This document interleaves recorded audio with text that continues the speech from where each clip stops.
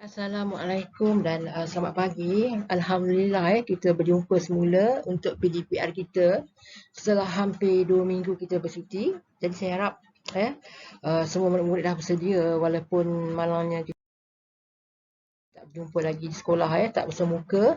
Tapi apa nak buat kita teruskan PDPR kita Saya akan cuba sedaya upaya untuk menerangkan kepada murid-murid supaya murid-murid faham dan murid-murid pun kena bersemangat menyiapkan segala tugasan yang saya beri, menyiapkan homework yang diberi Okey.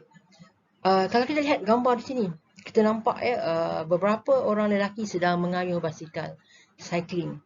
Jadi kalau kita lihat cycling ni melibatkan pergerakan, melibatkan daya, melibatkan pergerakan, bergerak ke hadapan. Kalau kita katakan objek apa kenderaan, objek ke manusia yang bergerak ke hadapan, ia mempunyai kelajuan.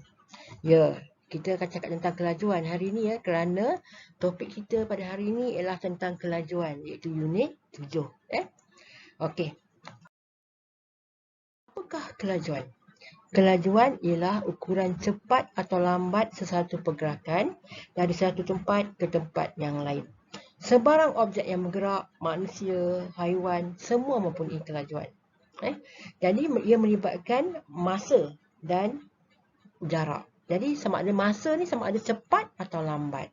Kemudian satu pergerakan dari tempat ke tempat yang lain. Jadi itulah maksud kelajuan. Okey, contohnya di sini.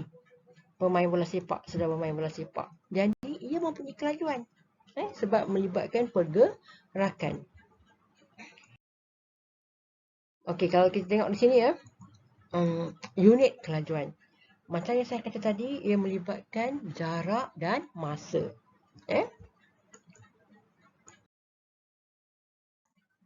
Okey, kalau kita tengok dua kenderaan yang berbeza. Satu yang warna putih, satu yang warna biru.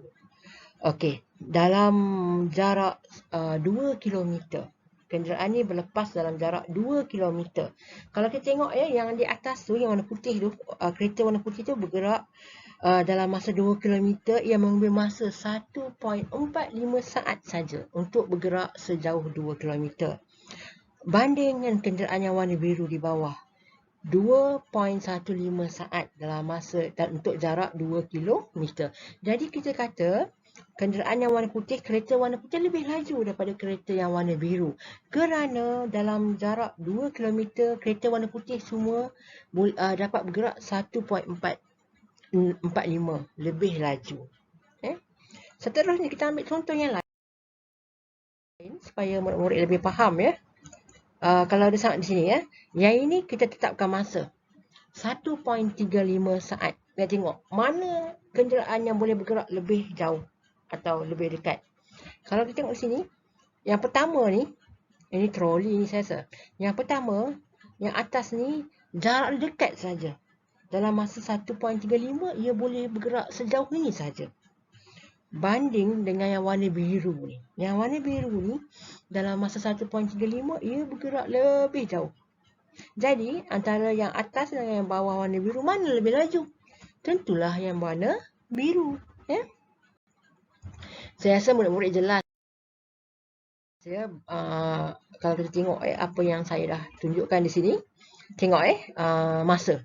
Pelari pertama perlahan. Mengambil masa untuk misalnya jarak 100 meter, 100 meter. Kenderaan yang pelumba yang pertama 13.5 saat. Manakala pelumba yang kedua ambil masa 11.8 saat sahaja. Jadi, yang mana lebih perlahan? Yang atas lebih perlahan. Yang mana lebih cepat? Pelumba yang kedua lah lebih cepat. Dan makna di sini pelumba kedua lebih laju. Mempunyai kelajuan yang tinggi. Okey, kita tengok Okey. Yang ini kita tetapkan masa 10 saat. Kita nak tengok pelumba mana yang boleh bergerak lebih jauh. Yang lebih jauh tu itulah yang lebih laju. Kalau kita tengok di sini, pelumba yang kedua, ia boleh bergerak sejauh 85 meter dalam masa 10 saat saja. Manakala pelumba pertama yang perlahan tu, ia cuma boleh bergerak sejauh 74 meter dalam masa 10 saat. Jadi, bila kita bandingkan dua pelumba ni, pelumba kedua lah lebih laju, mempunyai kelajuan yang tinggi. Jadi saya harap murid-murid lebih faham tentang maksud kelajuan. Okey, saya bagi satu contoh lagi. Untuk mudahkan kita 1 jam. 1 jam, 1 hour. Kita nak compare dua kenderaan yang berbeza bas dengan kapal terbang. Dalam masa 1 jam, kenderaan mana boleh bergerak lebih jauh? Okey, tengok bas 90 km sahaja dalam masa 1 jam. Manakala kapal terbang boleh pergi sejauh 800 km dalam masa 1 jam. Jadi mana lebih laju? Tentulah kapal terbang mempunyai kelajuan yang tinggi. Okey, kali ini kita tengok hubungan antara kelajuan dengan jarak. Okey, 3 kereta. Kereta merah, biru, hijau. Kesemua kereta bergerak dalam tempoh 1 jam. Kita tetapkan 1 jam. Nak tengok kereta mana yang lebih bergerak lebih jauh 1 jam.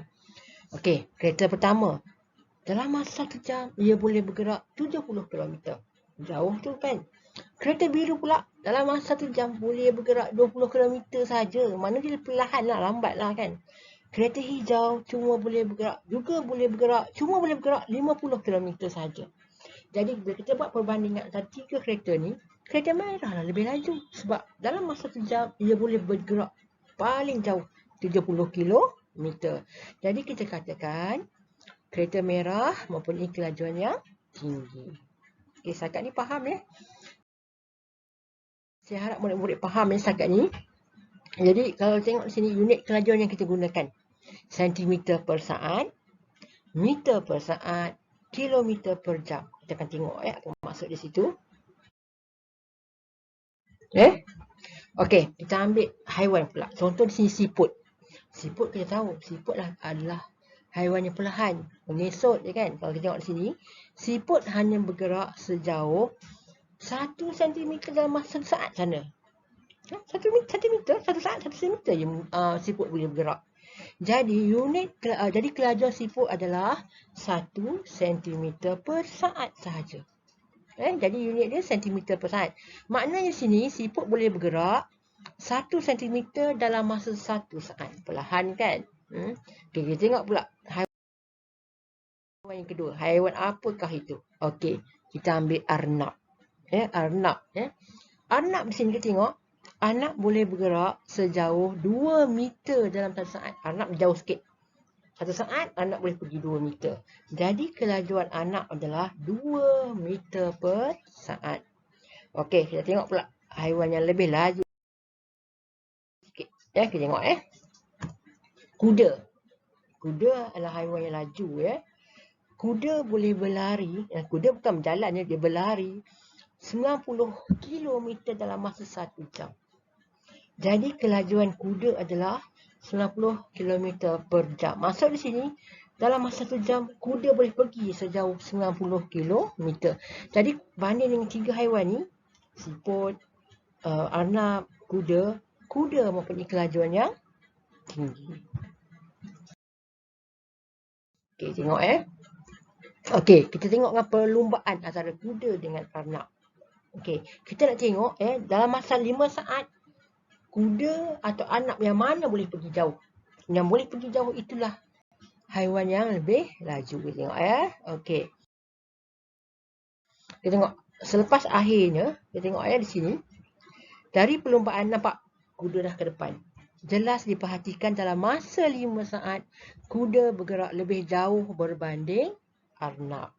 Oleh itu, kuda mempunyai kelajuan yang lebih tinggi berbanding arnab. Jadi, kuda lah menang Kuda lebih laju. Okey. Hubungan antara kelajuan dengan jarak. Objek yang mempunyai kelajuan yang tinggi akan bergerak lebih jauh berbanding dengan objek yang berkelajuan rendah dalam masa yang sama. Di sini maksudnya, objek yang laju, dia akan bergerak lebih jauh. Misalnya kita letakkan masa 1 jam. Kita ambil kapal terbang dengan bas tadi. Dalam masa 1 jam, kapal terbang boleh bergerak sejauh 800 km. Tapi bas 1 jam 90 km saja misalnya. Jadi kapal terbanglah lebih laju. Itu antara jarak dengan masa. Kita tengok pula seterusnya. Antara kelajuan dengan masa. pada suatu jarak yang ditetapkan, objek yang mempunyai kelajuan yang tinggi akan sampai dulu di garisan penamat berbanding objek yang berkelajuan rendah. Kita ambil contoh 100 meter. Lumba lari 100 meter, lari pecut 100 meter. Pelari yang laju akan sampai dulu ke garisan penamat dan mengambil masa paling singkat. Contohnya, 3 pelumba A, B, C. A yang laju ni, dia sampai ke garisan penamat 11 saat saja. Manakala pemenang kedua, dia sampai ke garisan penamat 12 saat. Yang ketiga, dia sampai ke penamat 13 saat. Tentulah yang A ni lebih laju sebab dia sampai dulu. Bila sampai dulu, masanya lebih singkat. Jadi saya harap murid-murid faham dengan penerangan saya. Okey, tengok tadi. Contoh lari pecut 100 meter. Kita tengok apa yang berlaku. Pemenang ni macam mana? Tengok. 100 meter, pemenang ni ambil masa berapa saat? Kita tengok